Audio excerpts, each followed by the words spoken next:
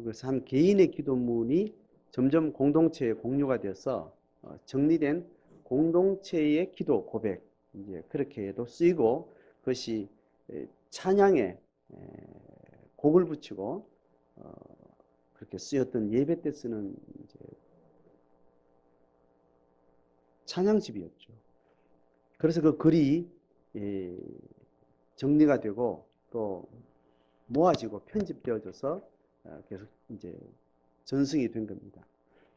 그래서 그 책이 찬양집으로 쓰였던 공동체 기도문으로 예배 때 사용했던 공식적인 선언이요 고백문들이 그렇게 후대에 이어지게 된 거죠. 그러니까 지금 이 시편 116편도 한 개인의 신앙 고백의 언어로 쓰였지만 그것이 공동체의 공감대가 되어지고 공동체의 모든 개인들이 각자 자기 고백의 공감대를 같이 느끼면서 이것이 정리가 된 형태가 되는 겁니다. 자, 그러니까 개인 고백이라도 말할 수도 있고 개인 스토리라고도 말할 수 있고 그것이 공동체 전체가 각자가 가지고 있는 신앙 고백이 통합된 신학 체계나 하나님에 대한 공적 고백으로 같이 잘 정리가 된 상태이기 때문에 이제 개인 고백이면서 공동체의 신학적인 정리된 하나님에 대한 사상이 들어있는 그런 글이 되는 겁니다. 자, 그런 의미에서 일단 오늘 1인칭 시점에서 기록된 이 시의 개인성의 관점에서 쭉 읽어가면서 이것이 공동체적 고백으로 신개념으로 하나님에 대한 신앙 고백으로 이렇게 정리되는 것도 우리가 좀 잘 정리하면 좋겠습니다. 1절과 2절은 이 시 전체의 선언문이에요. 선언문. 이 선언문을 포함해서 6절까지가 한 단락, 그리고 7절부터 11절까지가 한 단락, 12절에서 19절까지 한 단락으로 보는 것이 아주 전체를 파악하는 데 아주 좋습니다. 자, 1절, 2절은 이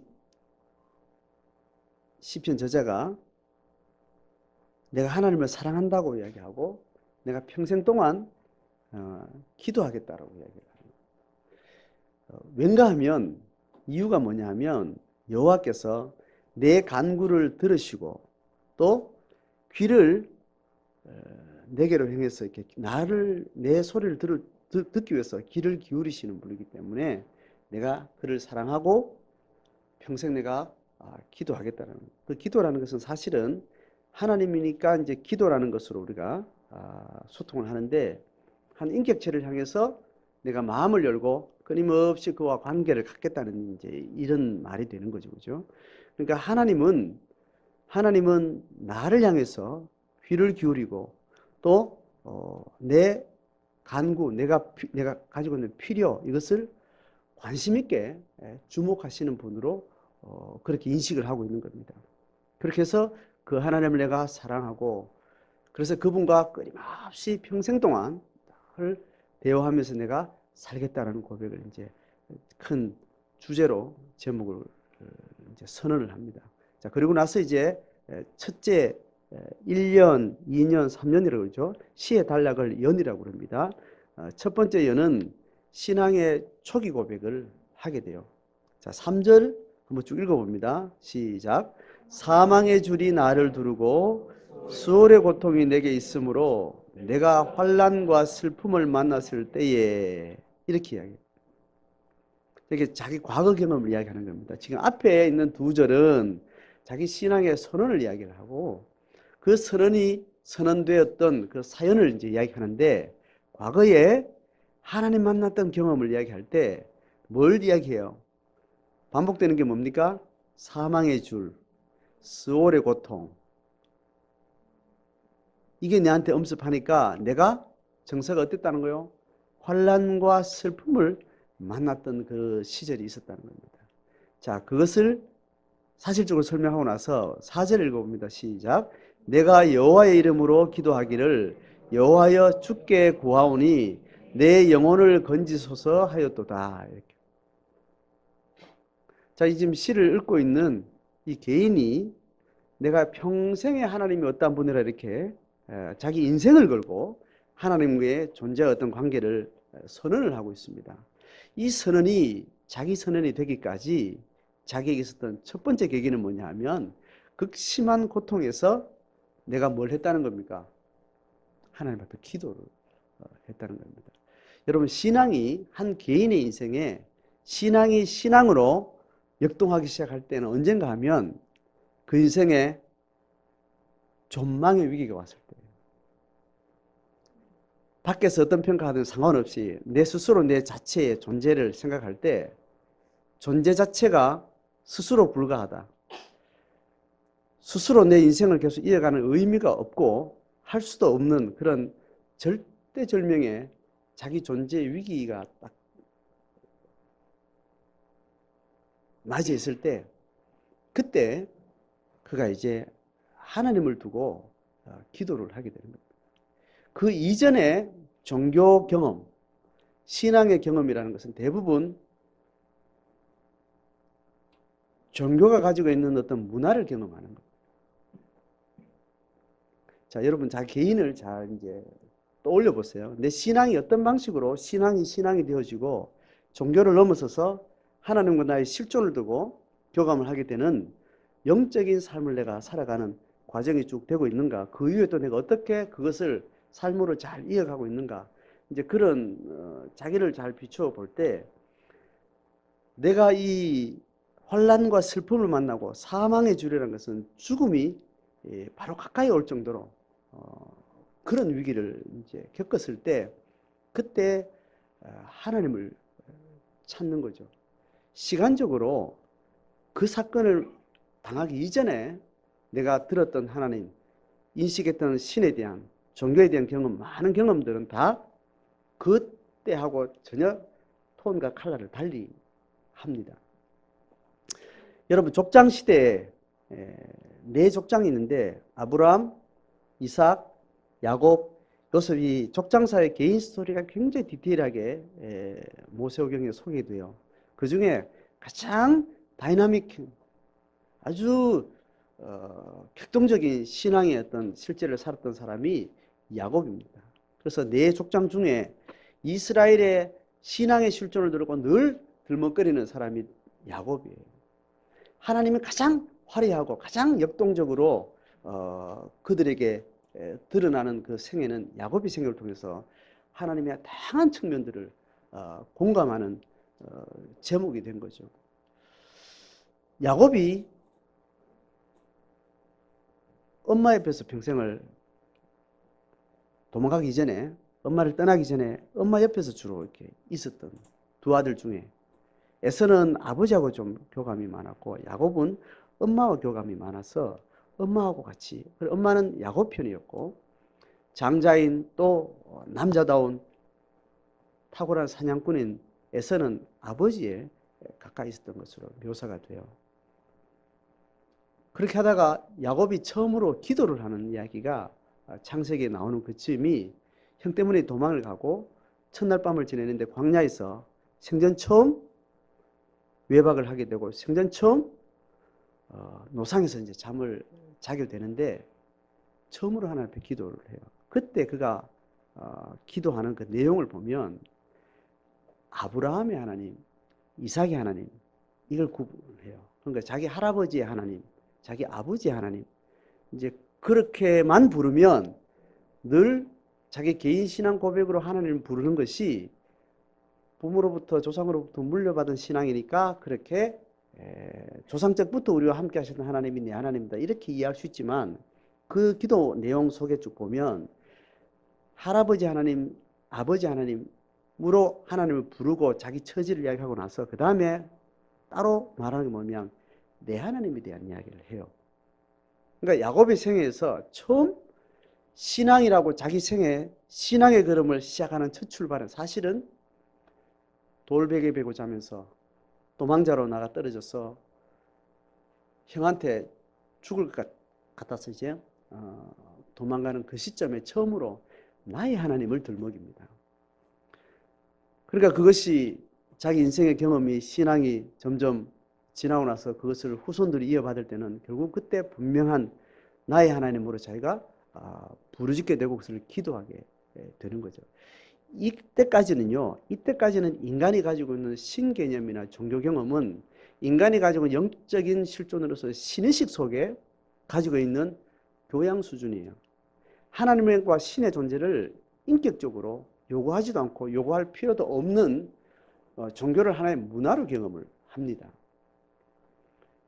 다른 사람의 많은 종교에 대한 이해나 종교적 상상력이나 인생에 대한 또 영적 실존에 대한 인간이 가지고 있는 막연한 탐구의식이 그런 것들을 추구하게 만들고 철학적으로 고민하게 만들고 하지만 이것이 하나님과 인격적인 관계 속에 신앙이라는 영역으로 본질적으로 들어갈 때는 바로 내가 내 영혼을 건져달라고 하는, 내 목숨을 건져달라고 하는, 죽어도 좋지만 내 영혼은 하나님 지켜주셔야 된다는 자기 존재의 가장 근원의 목적을 두고 하나님을 찾을 때부터 신은 그때부터 나의 신앙의 대상이 되는 거예요. 그러니까 나의 삶의 의미와 삶의 모든 목적과 신의 존재와 결부된 삶을 살게 된다는 겁니다. 그전에는 각자 자기 소견대로 사는 거예요, 인생이. 하나님을 실존적으로 떠나는 인간이 인격적인 하나님을 두고 하나님의 존재를 두고 관계 맺는 방식은 처음부터 없는 상태에서 출발했기 때문에 이렇게 자기 존재를 두고 하나님을 찾는 이 시간 이전에는 대부분 그 신앙이라는 것은 막연한 종교와 문화 영역이라는 거예요. 그리고 신학적인 철학적인 사유 속에서 맴도는 이야기들이에요. 자, 그러니까 신앙은 하나님을 인격적으로 만나고 하나님과 내 인생을 두고 관계 맺게 되는 이 신앙은 결국은 인간의 존재론적 한계 끝에서 만나게 되는 거죠. 그래서 대체로 자기 인생에서 혹독한 고난이 많을수록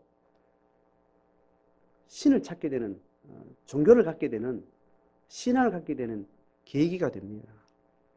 그렇다고 해서 인류 역사 속에, 인간의 존재 속에 혹독한 저주의 역사들이 진행되는 동안 다 그게 신앙이 꼽히는가? 그건 그렇지 않습니다. 그게 우상이 되었든지 참신앙이 되었든지 신앙을 가지고 이 어려움을 돌파하는 그 인간들은 또 독특한 계기들이 따로 있어요. 그러니까 적어도 신을 존재에 두고 신을 사유하고 영혼의 문제를 고민하고 그러한 삶을 사는 사람들 가까이 보고 종교의 어떤 문화들을 경험하는 사람들은 적어도 그런 부분에서 한 걸음 축복을 받은 사람들. 문제는 여기서 하나님을 실존적으로 찾게 되는 그 시점이 오기 전에 내가 어떤 신앙과 종교를 경험하느냐가 그 축복이 될 수도 있고 저주가 될 수 있는 것이 우리가 지금 안고 있는 삶의 상황이 무슨 말인가 하면 하나님을 만난 사람이 다시 부모가 있고 부모가 신앙을 가지고 살아가는데 자녀가 보기에는 납득할 만한 인간의 기본 보편 개념으로 보편 인격 상식에서 납득할 만한 신을 상대하고 있다고 보여지면 자기가 그런 절박한 상황에 한 번도 가보지 않았지만 누군가 걸어가고 있었던 그 신적 세계를 향해서 기도를 하게 됩니다. 그럴 때는 그 사람이 종교와 신앙을 가까이 하고 있는 사람을 그냥 눈으로 어깨너머로 본 것이 그 사람에게 축복이 되는 거예요. 그래서 본인도 절박한 상황이 됐을 때 이제 하나님을 찾게 되는 거예요. 야곱은 적어도 부모가 그런 신앙을 가지고 살았고 신앙으로 자기 부모의 인생의 쭉 스토리를 아는 선에서는 인생을 객관적으로 봤을 때 신이라는 분이 저렇게 존재하는구나. 저렇게 해서 엄마 아빠가 신을 만나셨구나. 조상들이 신앙의 길을 걸어갔구나. 납득할 만한 이유가 충분히 있었기에 자기도 그 상황에 신을 찾은 거죠. 문제는 그 신이 거짓된 신이고 욕망의 신이고 종교성에서 그 신을 가지고 있는 사람을 볼 때 그 신은 어떤 방식이 되는가 하면 나를 위한 신이 되는 겁니다. 종교가 악한 것은 종교가 다른 종교 없는 일반 상식보다 더 악한 상황은 뭐냐면 그 신이 나를 중심에 두고 만나고 있는 그 신일 때 종교가 굉장한 무서운 악한 것이 됩니다. 인류 역사 속에 인간을 가장 악랄하고 잔인하고 많이 죽인 전쟁이나 어떤 인류의 역사는 대부분 종교 이름으로 하는 겁니다. 최근 1차, 2차 전쟁 빼고 이거는 너무나 물리적으로 너무나 과학이 발달해서 너무나 엄청난 재앙으로 경험했기 때문에 이 역사만 뺀다면 인간이 만들어 놓은 모든 역사 속에 가장 악랄하고 가장 잔인하고 가장 대량의 살상은 종교 이름으로 한 거예요. 여러분, 기독교 역사는 지금 일반 상식선상에서 기독교가 어느 정도 나란히 서 있는 이 역사를 우리가 수백 년 지나고 있기 때문에 기독교가 그렇게 우리의 기억 속에 나쁜 일들은 없습니다. 그런데 기독교 역사도 그 기독교라는 종교가 철저한 종교 문화 속에 인간의 자기 중심성 속에 집단적 종교들이 행해질 때 무서운 전쟁들이 있었습니다. 십자군 전쟁이라고 들어보셨죠, 그죠? 그 역사를 뭐 읽어보면 뭐 너무나 쉽습니다. 하나님을 향한 열심으로 엄청난 살육을 세대를 쫓아서 대를 이어서 그렇게 살육전을 벌인 겁니다. 양심 있는 기독교에 참 신앙의 양심을 가졌다면 그 신앙의 양심은 연대의식입니다. 이 시대에 이런 일이 없으니까 내하고 다르다 이렇게 생각하지 않는 거예요. 신앙은 기독교 이름으로 수백 년 지난 그 역사 속에 신앙 이름을 했던 그들에 대해서 우리는 부처의식을 가지는 것이 신앙의 본정신입니다. 정직한 기독교인은 이 세상 앞에 굉장히 부끄러운 자세를 가지고 있어야 돼요. 기독교 역사 속에 기독교 이름으로 행한 많은 일들 속에 세상에 차라리 하나님이 없었으면 더 좋을 만한 통계자료에 의하면 양으로 따지면 그런 일들이 더 많았던 것을 우리가 시인할 수 있어야 됩니다. 그만큼 종교는 사단에 의해서도 강력하게 쓰임받는 사단이 쓰는 아주 유용한 도구가 될 때가 있습니다. 그게 기독교이든 아니든 상관없어요. 어쨌든 우리가 지금 생각하는 것은 내가 절박한 상황에 왔을 때 그 절박한 상황이 축복이 되느냐 저주가 되느냐는 그 절박한 상황에 인간의 한계를 넘어서는 신의 존재를 두고 기도할 수 있는 순수한 심령을 가졌을 때 그 고난이라는 것은 굉장히 축복이 되는 거예요. 지금 이 시는 그걸 이야기를 하는 거예요. 적어도 우리 신앙 경험도 대체로 이 라인에 서 있을 겁니다. 어느 날 갑자기 꿈을 꿨는데 막 하나님이 나타나 나 믿으면 너 평생 저주받는다 뭐 이래서 예수 믿는 경우 잘 없잖아요. 우리나라 대부분의 신앙 경험은 그런 일이 오기 전에 자연스러운 인간의 신의식이나 이런 걸로 신앙을 체계화하고 신앙을 하고 그 계기보다 너무나 험난한 사회 역사를 지내왔기 때문에 많은 고난의 역사 속에 자기 실존을 두고 하나님을 만난 경우 대부분이에요. 이스라엘의 역사도 대부분 그런 식의 신앙입니다. 대체로 그렇습니다. 그래서 우리가 하나님 앞에 내가 그 절박한 상황에 여호와 하나님 이름으로 기도하기를 여호와여 하나님 아니며 내 영혼을 구할 자가 없습니다. 이렇게 기도하는 것이 축복인 거예요. 그러면 내가 기도할 수 있는 신앙의 양심이 있다면 그 사람은 빨리 고난 가운데 들어가야 돼요. 고난 가운데 인생을 빨리 자기 인생을 시작을 해야 됩니다. 그래서 아이들의 자의식이나 자발성이나 주체적인 삶으로 자꾸 우리는 자꾸 떠밀어내야 그 자녀들이 빨리 인생을 경험합니다.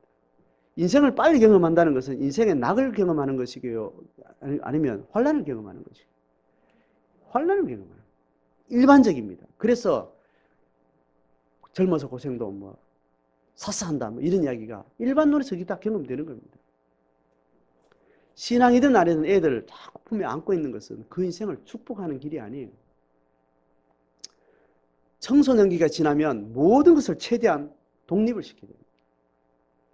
우리 사회가 경제력이나 어떤 판단이나 전문 지식이 워낙 높은 수준이 있기 때문에 그거를 아이들은 빨리 내보내기는 어렵지만 의사결정과 자기 인생을 고민하고 그 인격 존재 자체를 독립된 인간으로 빨리 분리시켜 주는 것이 그 인생을 복되게 사는 방식이에요.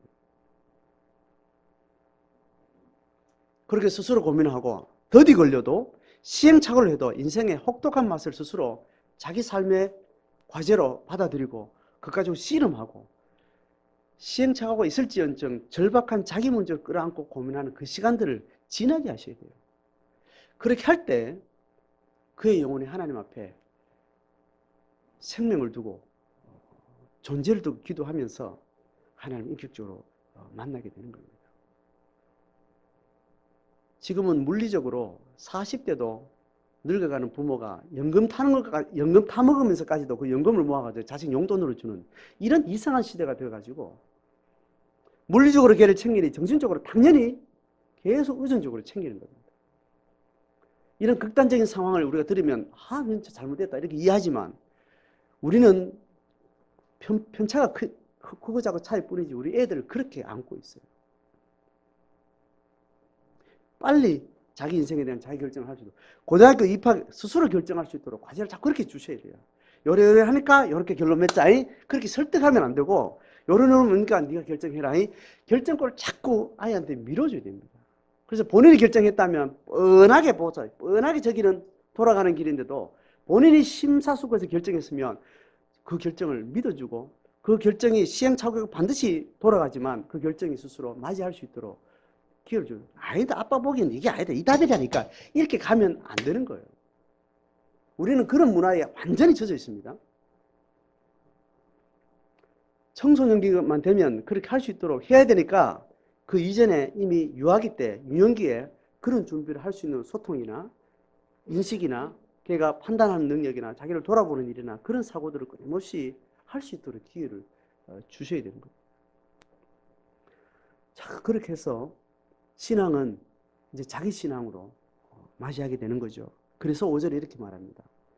여호와는 은혜로우시며 여호와는 의로우시며 또 여호와는 참 긍휼이 많다는 참 마음이 착하시오. 그렇게 그 사람의 인격을 내가 어제 본 것처럼 내가 오늘 만난 것처럼 그렇게 하나님에 대해서 이렇게 읊어내는 겁니다. 성경이 말하니까 하나님은 전지전능하시면 이렇게 종교적 언어로 말하는 거 말고 내가 만난 경험으로 신을 만난 경험으로 하나님의 인격을 경험하는 그 살가운 정서를 경험하는 그 고백이 경험한 사건을 마주한 사람에게 이것이 있는 겁니다.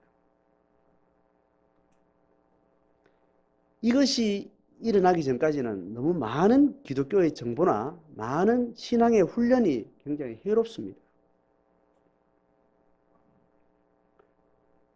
인격적으로 하나님을 만나기 이전에 너무 많은 종교적인 지식도 종교적인 체계나 이런 것들이 그 사람이 하나님을 만나는데 굉장히 걸림돌이 된다는 거예요.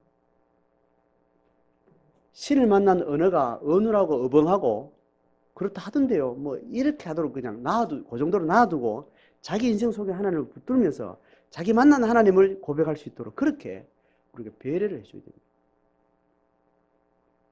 교회 공동체 안에 그 사람의 신 경험이 하나님을 몸으로 삶으로 맞이한 분량이 어느 정도인지 봐가지고 그러면 거기 한참 놔두셔야 돼요.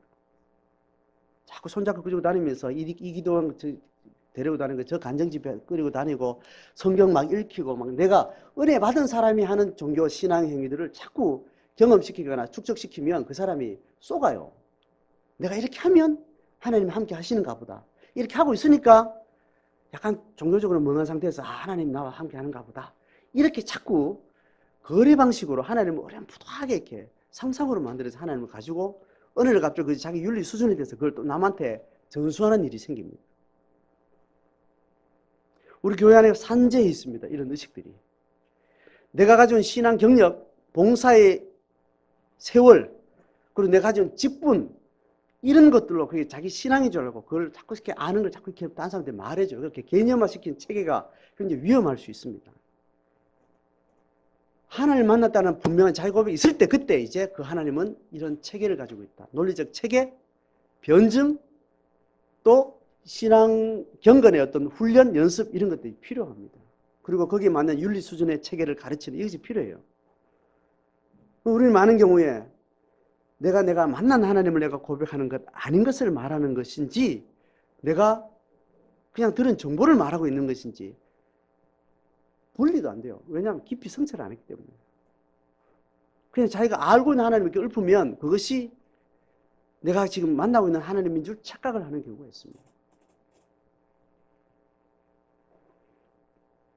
이건 어떻게 걸러낸다고요? 어떻게 걸러내요? 자꾸 사귐을 가지고 나누고 셀 모이면서 자꾸 이야기를 듣다 보면 처음에는 그 사람의 진짜 감정인 줄 알았는데 가만히 들어보면 남의 감정을 자기 걸로 정리해가지고 비슷한 상황이 되면 이렇게 계속 이야기하는 것처럼 이제 나중에 보여질 때가 있어요. 그럼 그걸 옆에서 말해줄 수 있어야 됩니다. 그래서 내가 어려울 때 하나님 나를 구원하셨구나. 내가 이럴 때 하나님이 어떻게 했습니다. 이 사연이 내 안에 있는 내 삶의 사연을 가지고 하나님을 이야기하는 겁니다. 이게 첫 번째예요. 신앙이 한 개인의 인생을 신앙으로 만들어가는 과정에는 절대 결핍, 절대 절망, 그것이 그 사람을 신을 찾게 만들고 신이 신되게 하고 자기 인생을 두고 신앙하는 것도 첫걸음을 가지게 되는 거예요. 그래서 우리는 이걸 물어야 돼요. 그리고 그렇게 살고 있는지 물어야 됩니다. 자, 이 단계가 지나면 그 다음의 과정이 7절에 이렇게 이제 같이 읽어보면 시작. 내 영혼아 너의 평안함으로 돌아갈지어다. 여호와께서 너를 후대하시. 네 영혼이 어디 있어야 되는지 자기 자신한테 이제 확신이 있는 거죠. 자기 자신한테 내가 영혼을 돌보는 일이 왔으면 내 삶은 모래 위에 지은 집이다라는 것에 대한 자기 인식이 분명히 있습니다. 남은 뭐 하든지 몰라도 나는 그렇다. 나는 적어도 한 번씩 하나님 앞에 깊은 내 존재를 두고 자기 삶을 돌아보고 자기 존재를 하나님 앞에 계속 두고 하나님하고 내 영혼을 잘 케어하는 이 상황에 내 삶은 조금 지나가면 구름을 걷는 같은 헛개비 생활을 하고 있는 자기 자신을 인식을 하는 거예요. 그래서 네 영혼은 항상 주님 앞에 있어야 너는 사는 의미가 있고 그 인생이 인생되는 거다. 그거 없이 열심히 돈 벌러 다니고 애 키우고 분주하게 다니고 일제일 하고 다니는 걸 영혼없이 사는 것은 그거는 거짓된 인생이다. 이걸 본인한테 하는 확신 있는 이야기가 되는 거예요. 이제 그렇게 시작을 하는 겁니다. 육의 삶과 영의 삶을 이제 분리해서 사고하고 분별할 수 있는 이 체계가 하나님을 만난 사람이 하게 되는 거예요. 내 마음에 육적인 마음에 이 노선이 있고 내 안에 영적인 마음의 노선이 있다는 이게 어렴풋이 분리되는 차원들이 스스로 인식이 되는 거예요. 분리가 되는 거예요. 한 번씩 헷갈리실 수는 있지만 그것이 뭔지 구분해서 생각하고 분별할 수 있는 인식 능력이 생기는 것이 신앙을 살아가는 사람의 내적인. 그래서 분별이라는 것이 그때부터 의미가 생긴다고 하는 거죠. 그래서 내가 영이 지금 고달파 있구나. 몸은 편하지만 영이 지금 굉장히 시달리고 있구나. 눌려 있구나. 이런 자기 인식이 자기 언어로 표현이 가능하다는 거예요. 골방 생활이라는 것은 이것을 인식하겠다는 거예요. 육의 삶과 영의 삶을 구분해서 영의 삶을 쫓아가는 삶과 육의 삶을 쫓아가는 삶을 어떻게 경계선을 지을 것인가라는 것에 영적으로 선명한 그런 자기 공간들이 있다는 것이 그게 골방 생활이에요. 육의 길을 쫓아가는 일을 좀 하나님 좀 도와달라고 열심히 하나님을 따따하는 그게 지금 골방이 아니라는 거예요. 그렇게 해서 9절에 이렇게 말합니다. 내가 생명이 있는 땅에서 여호와 앞에서 행하겠다. 여호와 앞에서 살아간다는 것이 무슨 말인지. 여호와가 어디 있는데요? 보이지 않는 여호와 하나님인데. 내가 모든 일을 세상에서 하나님 앞에 다 육의 본의 세상을 곳곳에 살아가고 있지만 내가 하나님의 존전에서 살고 있다는 자기 영적 임재의식에 대한 자기 고백과 자기 인식이 생기는 거죠.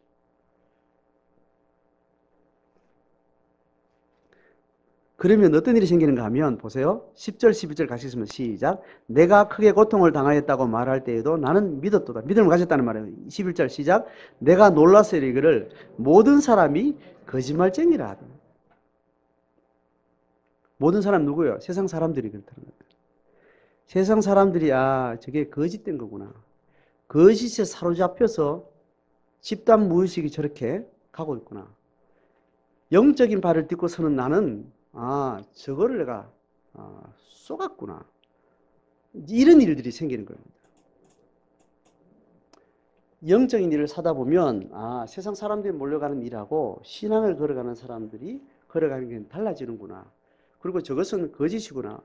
저건 할 만한데 내가 신앙생활 하니까 내가 포기해야 되지. 이게 아니고 저게 거짓 덩어리구나라는 것이 인식이 된다니까요.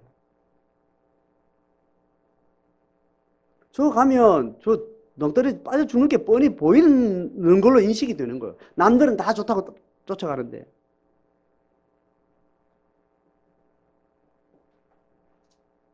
그래서 모든 사람이 노 할 때 예스 할 수 있는, 모든 사람이 예스 하는데 나는 노 할 수 있는 그런 자기 확신과 자기 고백이 생기는 거예요. 저는 제가 이 시를 제가 쭉 묵상하면서 내가 그럴 때가 언젠가 생각을 했는데, 고등학교 때는 신앙이 이렇게 충만해가지고 새벽기도 40일, 뭐 이렇게 어른들이 막 그런 거 한다니까 막 따라 해보고, 뭐 새벽기도 40일 교회에서 자고 했다 하니까 뭐 하고, 그래 공부를 제대로 했겠어 안 했겠어요? 예? 공부가 안 되는 거예요. 공부가 재미없어. 뭐 부모님 공부 제대로 시키지도 않아. 그러니까 공부의 재미는 일찌감치 없고 신앙의 재미를 들여가지고 부모님들이 뭐 연단 받을 때 40일 기다리고 나도 해봐야지 하면서 그렇게 막 새벽기도 자고, 그래 자니까 학교 가면 뭐 하겠어요? 자는 거예요. 하여튼 그런 열심으로 충만하다가 대학교 딱 들어갈 때 어떤 생각해보면, 대학교 들어갈 때 데모하지 마라. 80년대 데모하지 마라. 디스코테이크 가지 마라. 그리고 술, 담배 하지 마라. 이 세 가지가 내한테 팍 인식된 신앙의 이렇게 과제였는데, 디스코테이크는 갈 일도 없고, 데모는 그 쉘터 맞고 무서워서 못 가겠고, 술 마시면 선배들한테 맞는다. 술 마시면 왕따당한다. 그거 해보고 싶은 거예요. 그거 하면서 진짜 예수 믿는 그 짜릿짜릿함을 좀 맛보고 싶은 막 그런 마음이 이렇게 고등학교 때 있더라고요. 약간 또라이 같죠? 그러니까 10대 때 하여튼 신앙으로 충실한 인생이, 신앙 외에는 딴 게 없는 애예요. 낙이 없고, 돈도 없는 애고, 뭐 부모님하고 나서 자취생활 하는데 맨날 낙이라는 거 교회 가서 지내는 것밖에 없는데, 신앙에 깊이 거의 수동생활을 했던 것 같아요. 근데 지금 그때 이렇게 멘탈을 이렇게 떠올려보면, 애가 정상적인 애가 아니에요. 그래가지고, 술 마시면 사람들이 내한테 뭐라고 욕할까? 야, 진짜 한번 해보고 싶다. 이런 생각이 충일해서. 근데 이걸 보면서 모든 사람이 거짓말쟁이다. 술 먹고 하는 건 다 저거는 뭐 인생도 아니다. 이렇게 생각하고 뭐 그런 생각을 했는데, 가만히 생각해 보면 초등학교 4학년쯤부터 내가 부흥회, 우리 교회가 집이 부흥회니까 여름 방학 되면 뭐 산으로 쫓아다니는 게 뭐 자연의 밖에 없는데, 부흥회 하면 일주일 내내 하는데 그야말로 코미디 개그맨 같은 그런 부흥사가 와가지고 3시간 4시간 막 이야기하고, 또 그냥 밥 먹는 거 내가 말 간증해서 알죠? 뭐 보도 듣도 못해 음식 먹는 그 거기다가 밤마다 개콩 비슷한 그런 집회가 있는 거예요. 그러면 너무나 그러니까 그때 기본적인 예화 뭐 이런 이야기 들으면서, 그때 어떤 이야기 하냐면, 어떤 며느리가 신앙생활 하는데 시어머니한테 고난받으면서 막 했던, 막 죽음을 불사하면서 했던 뭐 그런, 그때 얘기 어떤 이야기 했냐면, 목화밭이 있는데, 목화밭이 가시가 많은 게 목화밭 맞아요?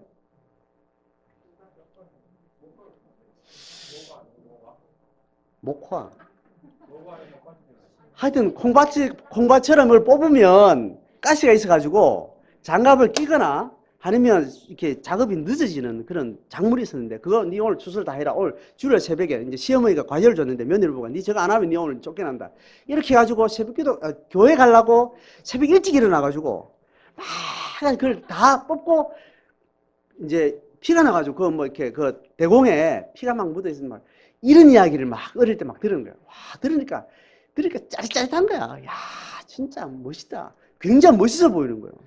근데 우리 집은 목사님 집이라 그런 일이 없잖아요. 근데 뭐 우리 교인들 중에 뭐 그렇게 그 사연을 잘 모르니까 어린애 저렇게 치열하게 예수 믿는 뭐 그런 것도 없으니까, 전쟁 시대는 좋겠다. 막 총칼을 막 숨겨하고 이런 이야기 들으면 굉장히 이렇게 내 안에 은사가 영웅의식이 있어, 쟤한테. 약간 영웅의식이 있어가지고 지금도 그 은사가 그런 은사예요. 순교자의 은사 이런 게 나와요. 그리고 지금도 아이들한테 책을 읽을 때 어떤 책을 읽냐면 독립운동사 있죠. 이런 책을 읽으면서 그거하고 예수 헌신하고 연결시켜가지고 제가 막 이렇게 이런 걸 좋아해요. 그러니까 제가 설교의 무게나 이렇게 목회했던 중심이 자꾸 그런 쪽으로 가는 건데 이해를 하셔야 돼요. 여러분 몫입니다. 할 수 없어. 제 은사가 순교자의 은사, 뭐 이렇게 영웅 심리가 이렇게 있어서 이 영웅 심리가 신앙하고 붙어가지고 그런 걸 굉장히 멋있게 보는데요. 근데 막상 이렇게 두드려 맞는 데 가면 겁내가 이렇게 쫄쫄 이렇게 하면서 겁은 많으면서 영웅 심리가 이렇게 있는 게 있어서 아, 내가 어릴 때부터 그런 이야기를 들으면 아, 멋있게 들은 것 같아요. 그래서 고난받고 막 순교하는 거에 아, 예수 믿으면 저렇게 하면 나도 해봐야지. 뭐 이런 거 하고 또 어떤 이야기 막 하는데 어떤 청년이 처음으로 직장 가가지고 첫 월급을 10분의 1도 말고 첫 월급을 그대로 하나님께 바쳤다. 그래가지고 이 신앙생활 잘했다. 이런 이야기를 들으면 와, 나도 저래 해봐야지. 그러니까 내가 군에 가지고 소위 때 월급 19만 원 받아가지고 하려고 하니까 이미 사관 후보생 때 빌려 쓴 게 너무 많아. 못해가지고. 그걸 갚아야만 되는 것 때문에 내가 이건 다시 반박할 수 없는 거잖아요. 다시 뭐 수십만 원을 줘도 첫 월급 받는 그 월급봉도 그때 그 액수 그걸 그때 드렸다. 이거는 시간 제한 못하네요. 그래서 내가 지나가면서 매번 그걸 못해서 아쉽다. 어릴 때부터 생각했던 그건데 이런 생각을 했으니까 그 초등학교 나이 때 그 며느리가 예수 믿으려고 그렇게 피밭에 뽑아가지고 했다는 이야기를 막 굉장히 멋있어 보이고 이랬던 겁니다. 그러니까 그런 생각들이 있어서 이게 대학 가서 이렇게 술 안 마시면서 이렇게 당하는 고난을 맛보고 싶은 거예요. 그러니까 대학 가서 고민하는 것만 내가 어떻게 예수를 위해서 살고 이런 고민하면서 목사로 사는 게 그때는 내가 알고 있는 인식으로는 가장 헌신된 사람이 사는 방식이에요. 근데 목사는 내가 살아봤잖아. 아버지 밑에 살아봤잖아. 우리 아버지의 목사의 사생활은 내가 하나님 앞에 받은 은혜를 딱 드릴 만큼 이렇게 끌리는 데가 아니야. 성질나면 성질 내고 한 번씩 욕도 하고 뭐 우리 막 뭐 말도 안 되게 때리기도 하고 뭐 우리 아버지가 살아가는 삶을 봤을 때 정말 하나님 앞에 내 생명 그대로 드리기에는 별로 시시한 걸 이렇게 보여지는 거예요. 그러니까 그때 생각이 아, 선교사를 해야 되겠다. 그때 알고 있는 선교사는 리빙스턴 같은 사람, 슈바이처 같은 사람, 아프리카에 가가지고 이렇게 여행하다가 이렇게 식인종한테 먹히고 나중에 뼈만 남아가지고 사람들 보고 이런 아주 이렇게 선교사가 우리나라 일반에 되지 않았을 때 이런 생각을 하면서 선교사 돼야지 뭐 이렇게 생각을 많이 했던 것 같아요. 그래도 내가 예수 믿는 것 때문에 내가 고난받는 일은 철저히 없으니까 군대를 가게 됐다 아닙니까? 그래도 영웅의식이 있으니까 특전사나 해병대 하면 나는 안 가겠다. 뭐 이렇게 어릴 때부터 자꾸 어머니한테 엄마 나 이제 대학 2학년 때 나 해병대 갈래 이렇게 하니까 이놈의 새끼 네가 그 엄마한테 할 소리가 뭐 이렇게 또 아버지한테 받고 그래서 결국은 학사장교를 가면서 해병대 가야지 뭐 이러니까 이제 해병대 가서 또 이렇게 경험하고 싶은 것도 있는데 해병대 가면 예수 믿는 것 때문에 오직 일직살락이 터지겠다 생각하니까 가서 내가 예수 믿는 것 때문에 여자 문제 때문에 니 죽을래 이거 할래 하면 나 죽겠습니다. 이것도 아버지한테 가서 결혼하게 또 이야기 멋있게 또 이야기하고 그래 군에 갔다 아닙니까? 그래서 군에 가서 술 먹는 자리에 일부러 가는 거야. 가가지고 술 안 먹는 거 막 이렇게 막 보이고 술 안 먹으면서도 또 군생활 헌신적으로 잘하는 그런 모습을 보여야 된다. 또 훈련을 받았기 때문에 근데 그런 일을 한 거예요. 제가 이런 시시껍질한 간증을 하는 이유는 예수를 믿으면 모든 사람이 거짓된 삶을 사는구나라는 것에 대해서 보여지고 내가 거기에 동조 안 되고 살아가는 자기의 영적 특권에 대한 그런 갈망들이 이렇게 생긴다는 거예요. 비슷한 게 여러분들에게 있는지 모르겠네요. 내가 예수 믿는 영적인 걸음을 걸어가다 보면 세상 사람들이 다 천하지 저게 맞다고 걸어가는데 저건 거짓이다 저거. 이게 보여지는 겁니다. 그런 인식 능력이 생기고 그것을 삶으로 사는 것에 주저함 없이 내가 그 길을 선택할 수 있는 그런 삶이 고백되어진다는 겁니다. 정직한 신앙생활은. 지금 이 시인은 그 이야기를 하는 겁니다. 내가 고난 중에 내가 믿음을 가지고 내가 확실히 고난을 내가 지나는 중에 저 많은 사람들이 거짓말을 저렇게 하고 있다는 걸 내가 알았다는 이야기를 하는 거예요. 자, 이런 세상과의 분별의식. 이거 이제 생기면서 이제 신앙은 한 걸음 더 이게 들어가는 과정이 생기는데 12절부터 다음 과제로 들어가는 신앙의 과정입니다. 12절 같이 읽어봅니다. 시작. 내게 주신 모든 은혜를 내가 여호와께 무엇으로 보답할까? 자, 이게 이제 자기 고백으로 나오는 겁니다. 내 마음의 소원은 주를 위해서 내가 멋있게 살다 죽는 거다. 이런 영적 영무식이 생기는 거예요. 내 소원이 특별하게 영적인 이 진리에 근거해서 내 삶을 살아야 되겠다는 결연한 자기 소원이 생기는 거예요. 이게 구체화되는 자기 언어가 될 때 이게 서원이라는 거예요. 서원은 대부분 거래 관계로 우리는 많이 이제 들었습니다. 저도 그렇게 성경이 말하는 서원은 맥락이 그게 아닙니다. 서원은 내가 선언하고 결단하는 어떤 언어를 말하는데 거기다가 돈을 붙여가지고 하나님 앞에 거래하는 방식으로 우리는 서원의 예물, 서원 기도 이런 걸 우리가 많이 들었기 때문에 이 서원은 자기 목적을 위해서 자기 탐욕을 잘 분별하지 못한 채로 하나님의 힘을 빌어서 뭔가 자기 뜻을 관철하는 방식으로 우리는 이해를 많이 한 겁니다. 이거는 완전히 원래 서원의 내용하고 반대편 잘못된 이야기예요. 이 서원은 하나님 앞에 영적인 걸음을 걸어가면서 하나님을 존재 두고 내가 하나님 앞에 내가 스스로 결단과 자기 결심을 하는 거예요. 그것은 내 소원을 말하는데 그 소원은 하나님의 소원에 기반을 둔 자기 삶의 구체적인 자기 결정을 하나님 앞에 고백하는 거예요. 그래서 내가 하나님 앞에 내가 무엇으로 이 은혜를 보답하며 살까? 이것이 자기 인생의 가장 중요한 가치인데 그러다 보니까 14절에 모든 백성 앞에서 내가 나의 소원을 여호와 앞에서 내가 갚으면서 살겠습니다. 라는 고백입니다.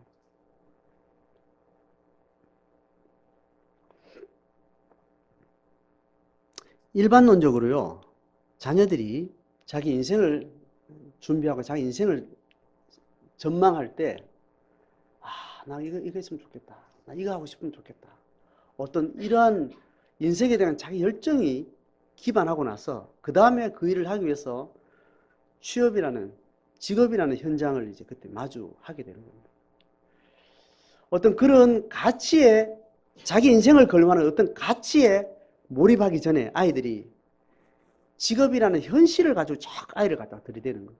이게 우리 아이들의 인성과 영성을 완전히 말살시키는 교육 방식이에요. 오늘날의 우리 문화가 그렇습니다.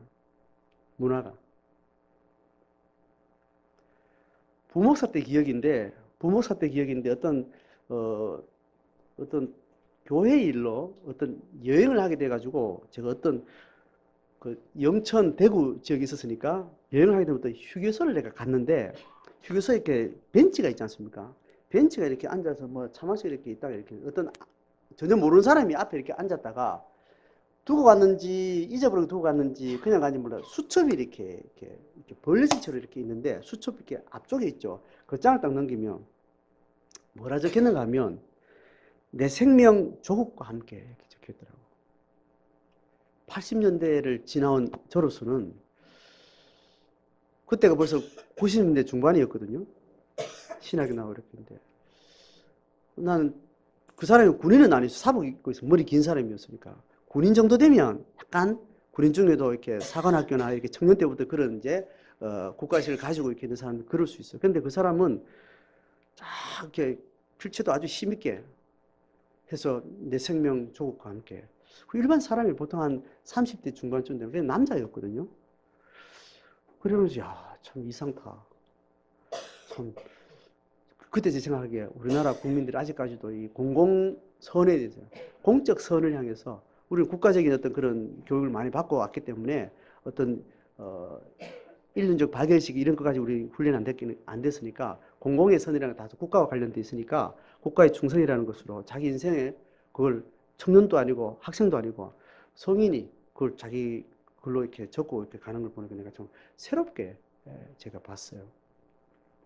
그때 이후로 80년대, 90년대 민주화되기 시작하면서 우리나라가 점점 이렇게 발달하게 되면서 우리 아이들은 모든 인생의 그림을 유괴 관점에서 보는 거예요. 얘가 지성이 자라고 인격이 자라고 영적 창의성이 자라고 이런 뇌가 발달해야 될 발달될 준비도 하기 전에 초등학교 때부터 네 뭐 먹고 살래? 이거를 주입시키는 겁니다. 참 이거는 나쁜 겁니다. 신앙의 가치를 우리가 자녀들에게 가르쳐야 되는 그 우리 입장에서는 애 뇌 자체를 뇌가 3단의 뇌가 있는데 가장 깊고 가장 깊이 있는 그 가치 있는 그 뇌를 처음부터 제거를 하는 거세를 시키는 거예요. 가장 천박한 말초신경과 관련된 아주 감각적인 그 뇌만 남겨두고 모든 영적 상상력까지 있는 그 뇌의 영역들을 다 거세시키는 거예요. 우리가 자녀들을 진로를 준비시키고 직업을 묻고 니 뭐하고 살래? 이런 사고들이 그만큼 그 사람의 영혼의 실존을 두고 인생 전체를 두고 봤을 때는 그렇게 악한 일인 거예요. 오늘 지금 이 시편 저자는 뭐 가지고 내가 살까? 내가 무엇을 해서 살까? 자기 삶의 가치에 몰입하는 어떤 고민들을 하는 거예요.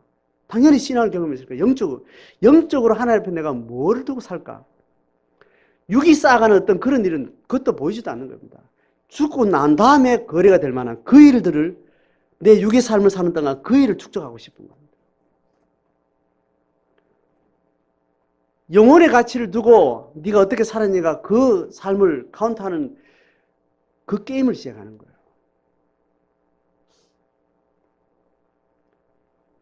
우리 자녀들의 관점이나 우리 세대도 마찬가지. 신앙을 이미 경험한 사람은 그 길을 걷는 자들입니다. 죽고 난 다음에 육의 세계 역사에서 야 정말 저 사람은 세기에 한번 나올 것만한 참 대단한 인물이었다. 대단한 신앙이었다. 그것도 필요 없습니다. 죽고 난 이후에 하나님의 영혼이 하나님의 영이 나를 카운트할 수 있는 그 가치가 중심이에요. 그 가치를 살다 보면 인격적으로 괜찮은 분이었고 인물도 괜찮은 분이었고 신앙으로도 괜찮은 분이 이런 뒤에 사람들의 평가가 있을지 모르지만 우리의 삶의 목적은 받은 이 은혜를 내가 어떻게 보답을 살까?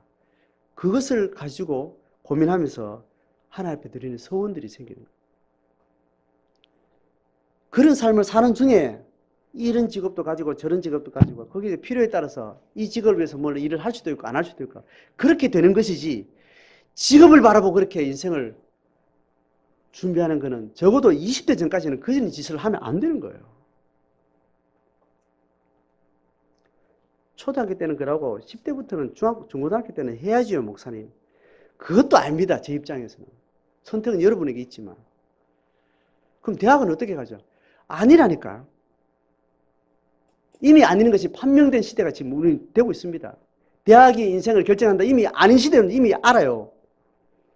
이 관성이서가 지금 어떻게 할지를 못해 지금 대학 하고 있지만 지금 이미 바로 카운트를 해보면 이 대학이 인생의 행복이나 직업이나 뭐 경제력이나 이게 아니라는 여러분 알잖아요, 이미 알아. 다른 게 할 수 없으니까 관성이 교육부 어느 날 갑자기 뭘 딴짓 할 수도 없고 그냥 하던 일 지금 하고 있는 거예요.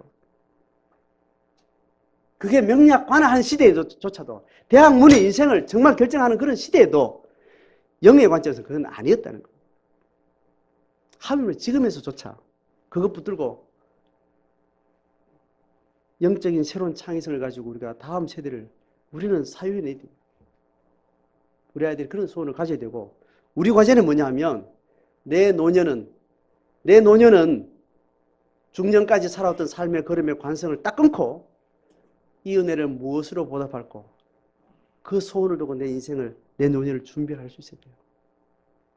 답은 그겁니다. 자식의 경제력, 자식의 스펙, 자식의 사회 수준, 그 수준을 자기 인생으로 옆에 두고 가려고 하는 이 사고를 끊으셔야 돼요. 육신의 수화는 적어도 전 지구촌 전체에 인구의 평균 나이는 벌써 60이 되면 평균 나이를 이미 더 살았어.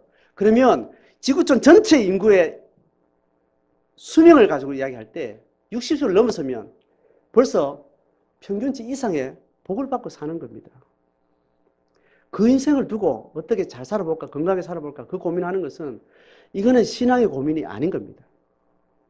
하나님은 모든 이의 어버이입니다. 수십억 인구를 어버이로 두고 하나님이 네가 나를 두고 모든 지구촌의 영혼들을 한 몸이라고, 한 형제라고, 한 하나님의 자녀라고 네가 생각했다면 저렇게 40이 평균 나이인 저 나라 사람들이 당하는 고통을 네가 배려하면서 네가 살았냐? 너 뭐 배려한 거 특별히 없지만 뭐 특별히 나쁘게 한 건 아니죠. 나는 뭐라 그러겠어요? 걔들 평균 수준 말고 40대 말고 지구촌 전체의 평균 수준 60을 넘어서면서 네가 아직까지도 생명 운운하면서 네가 그렇게 붙들고 살았던 20년은 도대체 뭐냐 도대체. 하나님 그렇게 물으신다는 거예요. 우리의 삶의 바운더리는 대한민국을 바운더리 두면 절대로 안 됩니다. 이거는 진짜 나쁜 거예요. 자식이 10명 있는데 최고 잘 사는 두 놈이 있어, 두 놈. 두 놈이 네가 잘 사, 내 사는 맨날 그러는 거예요. 근데 못 사는 인간은 오늘 밥 굶으면 살까 말까 이 짓을 하고 있는데 부모님 생일이라고 다 떼그를 모여가지고 어머님 은혜를 감사합니다. 뭐 어버이 은혜 불러 샀고 뭐 예물 드리고 그게 부모한테 그게 받아지겠어요? 열시 그 중에 지금 살까 말까 지금 굶어 죽기 딱 하려는 그 자식이 그대로 있는데 그 평소에 아무 신경 안 쓰다가 생일을 다 끌어모여서 한 아버지 고맙습니다 하고 이게 그 아버지를 찬양하는 것이 가당하냐고요. 그 신앙이 아닌 겁니다. 우리의 삶의 영역을 지구촌 전체, 역사 전체를 통으로 보고 거기에 하나의 한 영혼으로 내가 부름받았다는 것을 정직하게 고민하지 않으면 우리는 매번 사단에 의해서 쏘가요.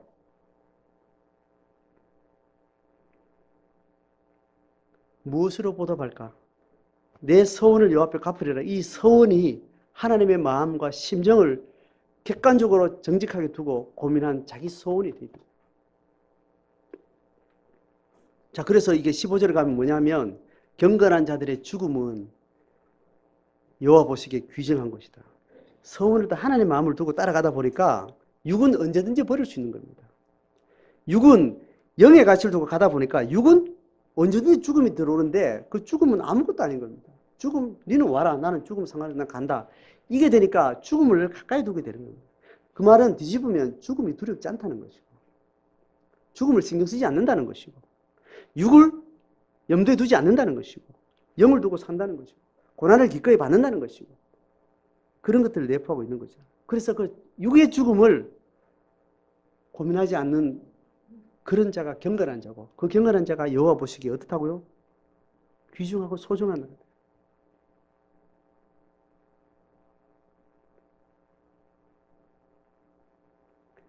그래서 이 사람의 관심은 내 주께 감사제를 드리고 여호와 이름을 부르는 삶을 생의 낙으로 생의 의미로 생각을 하는 거죠.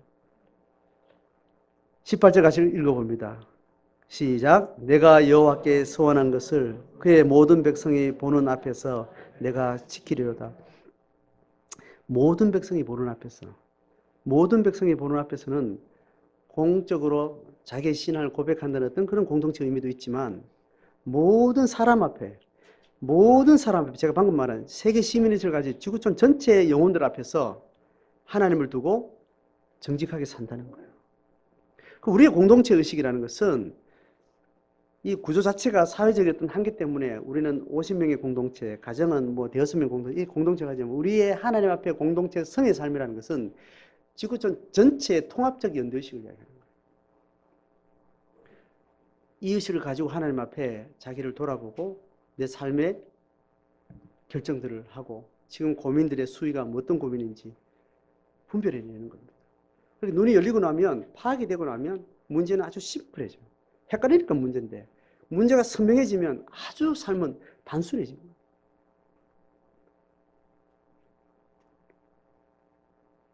(5분) 안에 간증이 끝날지 모르겠지만 제 간증을 좀 해야 되겠습니다.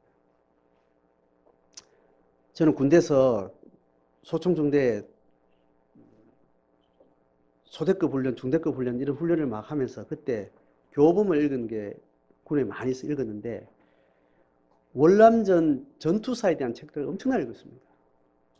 월남전이 어떤지는 좀 꾸준하게 이렇게 제가 뭐 그냥 남들 이야기처럼 들어왔다가 군에서 한 3년 동안 병영도에서 이렇게 해안방 활동하는 책을 엄청나게 읽었는데 자연스럽게 월남전의 책이 굉장히 많았어요. 그래서 처음에는 월남전 그 소대급, 중대급 소총 그 부대의 소부대급 전투 상황을 이렇게 기록한 책들을 많이 읽다가 그러니까 전투에 대해서 굉장히 현실감이 생기고 막 이제 그런 게 있으니까 그게 굉장히 이렇게 왔다가 월남전과 관계된 많은 책들이 거의 대부분 군에 있더라고요. 많이 읽었어요. 많이 읽으면서 월남전 세대를 산 것처럼 그 당시에 국가적인 정치적인 상황, 그 월남전의 어떤 실적인 상황, 그럼 사소한 어떤 이런 소설화된 것도 있고 실화도 많은데 읽으면서 월남전에 대한 프라이드가 굉장히 있었어요. 그 다음에 정치적으로 월남전 때 우리나라가 산업화되는데 뭐 됐고 이제 그렇게 알았는데, 그리고 제가 제대하고 난 다음에 90년대부터 우리나라에 일제시대와 관계된 일본의 만행과 관계된 이런 문제의식들이 사회적으로 일어났죠. 소녀상이나 이런 문제도 다 이런 문제로 이제 다가온 것 아니겠습니까? 그런 일들이 사회적으로 막 이제 생기게 되고, 일본하고 우리나라하고 이제 식민지 시대의 어떤 문제에 대해서도 이제 법적으로 국가적인 문제로 막 나타나고 이렇게 하는 게 한 10년 정도, 20년 지났죠. 지나고 나서 우리나라 선진국 대회를 들어서고 나서 베트남이 어느 정도 경제적으로 어느 정도 수익이 이루고 나니까 베트남 전쟁 때 미군과 한국군이 주도해서 싸우는 것 중에 우리나라 군인들이 가서 싸운 영역이 사실 많지 않아요. 미군들이 훨씬 많아. 그런데 그때 전쟁 때 민간인 학살과 관계돼 가지고 아주 악독하게 나쁜 일을 많이 한 게, 지금 우리가 듣기로는 일본 군인들이 일제시대 때 이 동해아시아 전체 전쟁하면서 했던 악랄한 잔인한 역사들이 많아요. 그것과 거의 비슷한 성질의 것들이 대부분 우리나라 군인들에서 있었던 겁니다. 그게 이제 어느 정도 사회적으로 밝혀지면서 우리나라에도 어떤 국민의식이 생기면서 그 문제들을 일으키는 이제 국민들의 어떤 모임들이 시작되고, 베트남과 쭉 그게 10년 전부터 있었다라는 이야기를 들은 게, 내가 그 일을 잊고 난 다음에 10년 후에 이런 일이 있다는 걸 알았습니다. 그 일을 듣고 저는 충격을 받았습니다. 저는 베트남 간 세대는, 베트남 막 전쟁 있을 때 제가 태어났는데, 제 청년기를 지나면서는 베트남에 있었던 것처럼, 베트남에 그때 가면 나도 가서 그 일을 전투를 했을 것 같은, 제가 군 복무할 때 이라크 전쟁 있었죠. 그때 우리나라에서 파병이 가능할 수도 있다 이렇게 할 때, 그때는 군 복무를 하고 있었기 때문에 해병대가 가면 난 지원하겠다, 막 그렇게 제가 생각하고 제가 있었어요. 그때 베트남 전쟁에 대해서 막 그런 게 있었기 때문에 뭐 그렇게 생각하고 있었는데, 그러니까 일본의 만행에 대해서 사회적으로 문제가 됐을 때 의문을 가지지 않겠어요? 의문을 가지고 막 고민도 하고 기독교인으로서 이렇게 뭐 생각도 많이 하고 막 이렇게 역사를 바꿔야 된다 하고 막 이렇게 충만한 있는 의식을 아주 한동안 있었는데, 똑같은 짓을 우리나라가 베트남에서 했다는 이야기 이제 밝혀지기 시작하면서 제가 개인적으로 굉장히 충격을 이렇게 받게 됩니다. 그걸 알고 났는데 지금 한 10여 년 지났는데, 우리나라가 하는 국가 정부로부터 우리나라 보수 진영에 있는 국민 의식들은 다 모르세요. 지금 소녀상을 두고 일본들이 하는 것보다 훨씬 더 말도 안 되게 오리발 내밀고 있는 겁니다. 그러면서 우리나라 일본을 향해서는 다 고래고래 감아주면서 막 그냥 미친 듯이 또 그렇게 이제 덤비고 있는 거죠. 그런 걸 보면서 저는 저의 개인의 과제로 제가 이렇게, 이거 내가 기도하고 내가 준비해야 되겠다. 이 우리나라에 이 모임이 있어요. 모임이 있어가지고 정기적으로 베트남 방문해가지고 사죄하고 하는 거. 일본 사람도 우리나라도 하는 거 있죠. 그것도 끼어있는 시민들이 국가의 역사에 대해서 반성하고, 그 피해당한 사람들 국가 차원을 말고 민간 차원에서 가서 하고, 법적 문제도 하고 정보도 주고 막 이렇게 하는 일본 사람들이 훨씬 많습니다. 여러분. 우리가 일본이 그런 줄 알고 있는데, 우익의 정치에 선동돼서 막 그런 게 있는데, 정직한 역사 현장의 만행들에 대해서는 정직하게 그 후손들이 명성황후를 시해한 그 깡패 집단, 그 칼잡이 집단들의 후손들이 이걸 매번 와서 사죄하는 걸 알고 있어요. 그런 것들이 일본에 구체적으로 있습니다. 시민들의 의식 수준들이 훨씬 더 우리나라보다 껴있는 이유는 원자 폭탄을 맞고 2차 전쟁에 자기 주범에 대해서 반성이 전 국민적으로 있었던 시절을 지났기 때문에 국민의식 가운데 이런 의식이 있어요. 우리나라는 그런 피해자만 있었기 때문에 나도 언제든지 가해자로 가면 저렇게 할 거다, 이런 어두운 면으로 저기 있어요. 하여튼 그런 것들이 있어서, 내 개인이 내가 시간과 관심이 있다면 내가 그리스도 이름으로 혹은 일반 시민의 양심으로 내가 그 사역에 내가 동참을 해야 되겠다. 이제 그런 마음이 제 개인에게 쭉 최근에 점점 이렇게 생기더라고요. 이런 제 개인의 내 생에 관련된 한 작은 일이지만, 우리가 금방 역사를 뒤돌아보면 우리가 똑같은 짓을 하고 있는 거예요. 그러니까 옆집, 내 집, 다른 집이 아니에요. 같은 집입니다. 일본의 만행이 내 만행이고, 또 지금 어떤 지구상에 일어나는 하는 일 다 내가 마음만 먹으면, 나도 그 자리에 있으면 나도 그런 짓을 할 수 있는 인간이고, 가해자, 피해자가 경계선이 없어요. 우리는 언제든지 가해자가 되면서도 언제든지 피해자로 그렇게 서 있는 겁니다. 하나님 나라의 시민의식이라는 것은 구체적인 역사와 사회 현장에서 일어나는 이 고통, 인간의 영혼을 죽이고 인간의 육체를 망가뜨리는 이 고통의 현장에 그들의 아픔에 동참하는 겁니다. 그랬을 때 그것이 그 고통이 내 것이 되었다면, 내가 피해자였다면 그 일을 통해 내가 하나님을 찾고 가해자였었다면 내가 철저하게 그런 자기 죄의식들을 연대적으로 하나님 앞에 내려놓고 다시 그런 전철을 밟지 않도록 지금 우리가 개인적으로든지 공동체적으로든지 역사적으로든지 사회적으로든지 그런 일들 우리가 하나님 앞에 살아가는 겁니다. 이런 일들이 우리한테 하나님 앞에 내가 무엇으로 보답할까 살아가고 할 때 서원의 주가 돼요. 이게 사회학적으로는 공동선이라는 겁니다. 공공선이라는 것이에요. 공동선이라는 것입니다. 미주와 유럽은 이미 이런 교육들이, 이런 사고들이 전 국민의 교육에서 이미 공유되고 있습니다. 아직까지 동아시아에는 집단 이기주의 딱 걸려 있어가지고 국가 이기주의는 당연하다고 생각합니다. 그런데 유럽이나 적어도 유럽은 국가 이기주의는 개인 이기주의가 다르지 않다라고 인식을 해요. 이미 국가의 이기주의 한계를 넘어서는 사유가 어릴 때부터 보편 가치로 가르치고 있습니다. 지금 동아시아는 그렇지 않아요. 한국이 다 우리나라의 행복을 위해서라면 다른 민족으로 씨를 말려도 이거는 괜찮은 거다. 잘하는 거다. 이렇게 가르치는 겁니다. 돌았으면 누워서 침 뱉는 거짓말을 그렇게 집단적으로 하고 있는 겁니다. 그러니까 국가에 충성하는 건강한 시민의식은 바로 집단 노이로제 현상과 동일한 거예요. 자, 지금 제가 했는 논리가 중간에 좀 샜는지 모르겠지만 논리가 따라와지죠. 그럼 우리가 막연하게 의식 속에 무의식을 가지고 있는 이런 사고들이 얼마나 말도 안 되는지, 이건 신학을 떠나서도 너무나 말도 안 되는 일을 우리가 하고 있는 겁니다. 중국, 일본, 한국이 그런 거예요. 기독교인들은 이 의식을 빨리 일으켜야 됩니다. 미주도 유럽에도 이런 보편 박애정신, 보편 사랑, 보편 가치 이런 의식들을 국가주의나 집단 이기주의가 싸우는 일들을 대부분 기독교인들의 어떤 영향에서 결국은 이런 사회가 되어지고 있어요. 자, 오늘 지금 개인 고백을 제가 지금 이렇게 좀 넓게 좀 펼쳤습니다. 개인에게도 그렇고 개인 사이에 붙들리는 것은 이거는 무시무시한 죄악이에요. 우리 시야가 좁으면 좁을수록 그 우물 안이 얼마나 무서운 죄를 저지를 수 있는 그런 자기 주관성에 붙들리는지 모릅니다. 오늘 하나님을 만난 사람은 하나님의 그 사회와 역사를 편만에 통치하시는 그 하나님을 아버지로 섬긴다면 그 편만한 통치력에 있는 모든 영혼들이 동일한 하나님의 아들인 것에 대해서 정직한 양심을 가지고 자기 관심이 얼마나 이기적이고 무서운 자기 중심인지를 우리는 늘 분별할 수 있습니다. 그것이 집단 속에 있기 때문에 더 우리는 같이 그냥 묻어가요. 오늘 이 고백은 마지막에 이야기하는 경건한 자의 죽음은 여호와 보시기에 귀중한 것이로다. 내 일생 주께 감사제를 드리고 여호와 이름을 부르며 내가 서원한 것을 모든 인류의 역사 앞에, 인류의 백성들, 하나님의 백성들 앞에서 내가 삶으로 살아가겠습니다. 이 고백을 오늘 우리에게 나누고 있습니다. 우리 인생도 마찬가지고 우리 자녀들도 신앙이 어떤 형태로 나타나든지 하나님의 나라의 편만한 복음의 구체적인 역사들을 만들어가는 그런 삶으로 나아갈 수 있기를 주의 이름으로 축복합니다.